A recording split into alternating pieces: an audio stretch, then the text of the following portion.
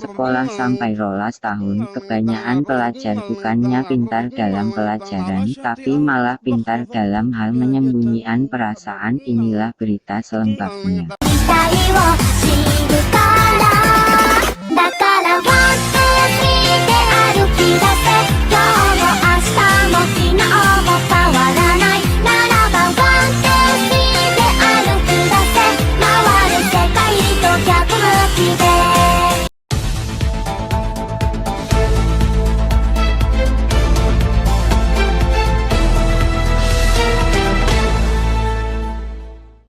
Halo semuanya, saya Oktadina Hardianto.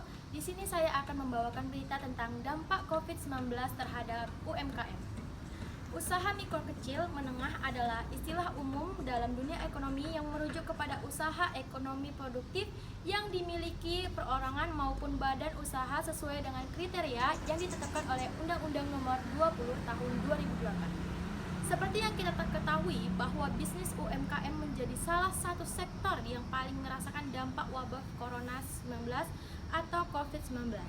Berdasarkan info dari Kementerian Koperasi dan UKM atau Kemenko UKM dari Kompas 27 Maret 2020, setidaknya terdapat 949 laporan dari pelaku koperasi serta usaha mikro kecil dan menengah atau UMKM yang terkena dampak wabah virus corona atau COVID-19.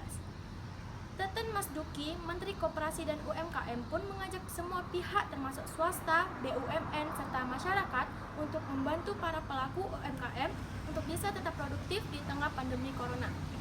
Terlebih, ada puluhan juta unit usaha di sektor mikro.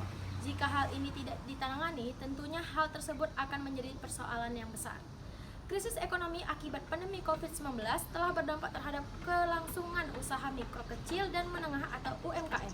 Berbeda pada saat krisis moneter tahun 1998, di mana UMKM betul-betul menjadi penyelamat ekonomi nasional yang pada saat itu mampu meningkatkan hingga 350% ketika banyak usaha besar yang kolaps. Namun pada saat pandemi COVID-19 saat ini, justru UMKM yang sangat terdampak. Dampak dari sulitnya berusaha mengakibatkan banyaknya tenaga kerja yang terpaksa dirumahkan. Di saat masa pandemi terjadi perubahan pola konsumsi barang dan jasa masyarakat dari offline ke online. Pelaku UMKM pasti kesulitan dalam mencapai target-target yang harus dicapai saat perekonomian terganggu. Perubahan pola tersebut seyogyanya diikuti pelaku usaha mikro kecil dan menengah atau UMKM agar dapat survive serta bisa berkembang sehingga mampu menghadapi kondisi new normal. Digitalisasi menjadi sebuah kebutuhan penting, terbukti di masa pembatasan sosial berskala besar atau PSBB memberikan kenaikan pada pemanfaatan e-learning, e-commerce, literasi digital, permintaan delivery, dan kebutuhan alat kesehatan atau kebersihan. Namun, kita tidak dapat mengungkiri adanya permasalahan digitalisasi UMKM. Di beberapa daerah terpencil, keterbatasan akses internet masih menjadi kendala. Pemahaman dari pelaku UMKM terhadap teknologi, pemasaran online terbatas, proses produksi, dan akses pasarnya daring yang masih dinilai belum cukup maksimal. Selanjutnya, konsumen masih merasa tak aman dalam melakukan transaksi digital.